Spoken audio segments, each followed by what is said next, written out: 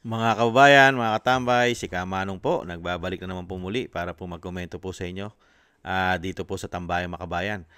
Samahan niyo po inyong lingkod, magkomentuhan po tayo.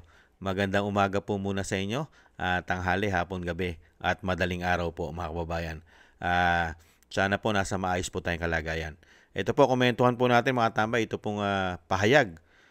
Talagang matapang po ang pahayag ng bagito at batang representative po ng Cavite na si Kiko Barsaga at nananawagan po siya sa taong bayan at handa rin daw po siyang mamatay para po sa panawagan niya pong resignation o pagbibitiw ng Pangulo ng bansa mga tambay ayon po kay Kiko Barsaga at madiin niya po o mariin niya pong panawagan na ang sa ating po mga Pilipino dahil daw ang Pangulong Marcos ay hindi na naglilingkod sa interes ng sambayan ng Pilipino. Bagkus sa interes daw po ng kanyang pamilya at ng kanyang mga kaalyado politika.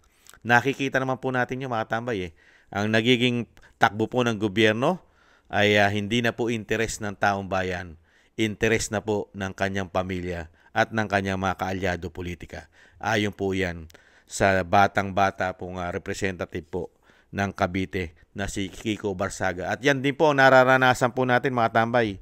Kulang na kulang po at halos wala po nagagawa sa ating bansa sa pagtugon ng mga problema. Bagkus ang nangyayari po sa ating bansa ay malawak ang korupsyon at pamumulitika mga kababayan. Ito po ang pahayag po ng Batang Barsaga mga kababayan sa kanya pong panawagan sa pagbibitiw po ng Pangulo ng Republika ng Pilipinas. My fellow citizens, our President Marcos no longer served the interests of the Filipino people, but rather the interests of his family and his political allies. For over 3 years, we have endured the inadequacies of his presidency, from almost losing Mindanao to secession, to the escalating tensions almost leading us to war, and lastly, to our current problem now. The hundreds of billions of flood control funds stolen. Worst cousin, former House Speaker Martin Romualdez, was implicated in the Senate Blue Ribbon Committee. In relation to that, I have recently discovered a plot where they plan to remove me, the congressman who dared to criticize them on their corruption, from the House of Representatives through the Ethics Committee or through a baseless accusation of crime. And with how much control President Marcos and his son, House Majority Leader Sandro Marcos, has over Congress, I believe they will succeed soon. And that is why, with the limited time I have, I will use the position granted to me by the people to call for his removal from power. Just like how we removed the late dictator Ferdinand Marcos Sr., we shall also remove this president that has betrayed our country. I'm no longer concerned about whatever I must sacrifice. If I am to be killed, then I shall die fighting. If I am to be imprisoned, then I shall fight from the confines of my cell. If I am to be defeated and forgotten, then I shall entrust this burden onto the next generation.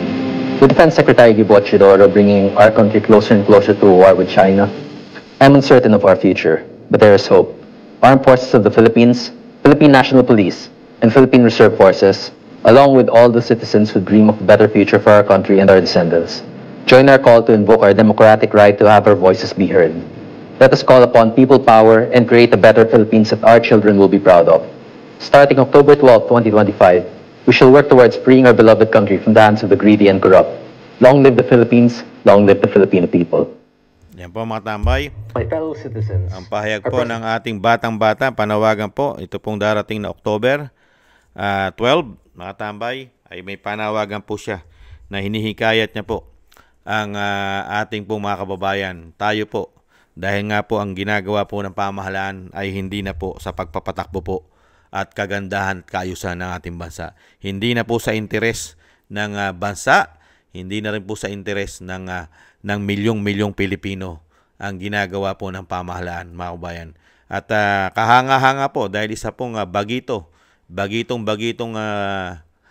representative o congressman po ng Cavite.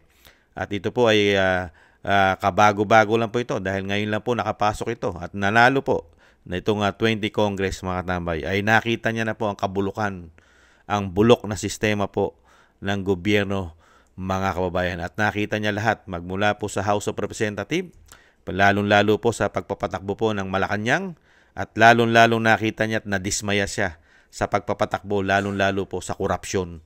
Korupsyon mga tambay. At syempre po at dadaling pa ang ating bansa sa napakalagim kung ito po ay hindi po maaawat na ang mangyayari po sa ating bansa ay baka matulad pa tayo sa Ukraine at sa Middle East.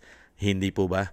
Kaya mahirap po dahil ang giyera ay wala pong nananalo dyan. At ang kailangan po natin na tutukan at syempre po ang mga susunod nating henerasyon ay hindi po malugmok sa napakalagim na pwedeng mangyari sa ating bansa. Kaya sa nakikita po ng Batang Barsaga dahil magmula nung itong pamilya na ito ay talagang yung dictator, lahat na ay nasa kanila na mga kabayan. At nangyayari naman po ito sa ating bansa. Nakikita at nararanasan po natin kung paano po sila maglingkod sa ating bansa. Wala po silang ginawa.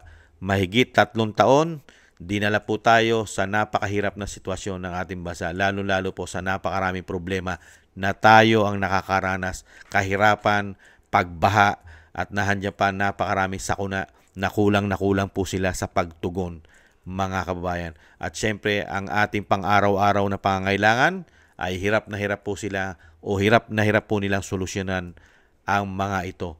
At nakakalungkot po mga kababayan, bakit nangyari sa ating bansa. Napakaganda po kasi na nasimulan at naumpisahan ng dating Pangulong Duterte sa ating bansa ng 6 na taon. Nung sila ay pumasok, bakit nagkaganito ang ating bansa? Nung sila na ang manungkulan. Nung manungkulan ang dating Pangulong Duterte, hindi nagkakaganito ang ating bansa. Bakit sila? Bakit sa panunungkulan nila naging talamak, timawa ang mga politiko sa pera ng bayan? Kaya mga kabayan, makiisa po tayo sa panawagan po at ni Congressman o Representative Kiko Barsaga dahil 100% po ang kanya pong tinuran ay yan po ay totoo po yan. 100% tama po lahat ang kanya pong binigkas sa atin. Lalong-lalo po ang sinabi niya ang Pangulong Marcos ay hindi nagsisilbi at hindi naglilingkod sa interes ng sambayanang Pilipino. Mabagkus ang interes ng kanyang pamilya at interes ng kanyang kaalyado, politika, ang kanya pong pinagsisilbihan umano. Ayon po yan kay Congressman o Representative Kiko Barsaga, mga kabayan. Siyempre po, tayo po mga Pilipino, nakakakita po ng tama na ginagawa po ng mga demonyong politiko sa ating bansa sa panahon ngayon umano, ay makiisa po tayo at kailangan po natin wakasan. Wakasan po ang ginawa po nilang pahirap at binaon tayo sa pagkakautang at binigyan tayo ng isang damukal na korupsyon na puro sila ang nakinabang, mga kabayan. Kailangan po talaga para po mabago pa ang ating bansa at hindi po tuluyang malugmok sa kahirapan ang ating bansa at lalong-lalo ang mga susunod na henerasyon ng ating mga kapwa Pilipino at syempre po ang ating lahi, mga kababayan. Maraming salamat po mga kababayan. Mabuhay ka Kiko Barsaga sa iyo pong paninindigan na talagang inaalay mo ang iyong buhay para sa kapayapaan at sa pagbabago at muling pagbangon ng ating bansa sa pagkakalugmok na sila ang may gawa. Mabuhay ka Kiko Barsaga. Ang Pilipino, lalong-lalo ang matitinong Pilipino, ay ang puso at ang pag-iisip ay nakikiisa sa iyo. At sasama po ang napakaraming Pilipino ay sasama po dito po sa panawagan ni Kiko Barsaga, mga kababayan. Lalo-lalo po ang mga bagong henerasyon natin, ang ating mga kabataan na hindi baluktot ang paniniwala ay makikiisa po yan. Sigurado po yan. Makikiisa po yan sa mga henerasyong katulad po ni Kiko Barsaga. Sasamahan po yan ng ating mga kababayang mga kabataan. Lalo-lalo po kung nasa tama ang kanilang pag-iisip at wala po sa makakaliwa, mga kababayan. Maraming salamat po. Una-una po kay Kiko Barsaga. Thank you sa iyo. Ikaw ang bagong henerasyon, ikaw ang bagong politiko na kinakailangan at kailangan po ng bansa ang mga katulad mo, Kiko Barsaga. Huwag ka sanang magbago at huwag ka sanang lamunin ng sistema politikal. Mabuhay ka. At syempre po, thank you po sa gusto po na ating tambayang makabayan sa YouTube at TikTok. At ganun din po sa mga subscribers po natin. Maraming salamat po sa inyo. At sa mga nagbibigay po ng tulong at biyaya, thank you rin po sa inyo lahat. At sa mga nagko-comment, like, share, and subscribe, maraming salamat din po mga kababayan. At yung patuloy po natin dasal, mga tambay, sama po natin ang pamilya Duterte sa ating mga dasal na maingatan po sila ang ating Vice President, ang dating Pangulong Duterte, na madugtungan pa po ang kanyang buhay at kalakasan at mailayo po sila sa kapahamakan at makabalik na po sa lalong mabilis sa ating bansa. Maraming salamat po mga tambay sa mga dasal po ninyo. At ganun din po mga kabayan, tayo po ay magdasal na maingatan po ang ating po mga sarili at ang ating buong sambayanan. Thank you po mga kabayan. Ingat po. Paalam. Bye-bye.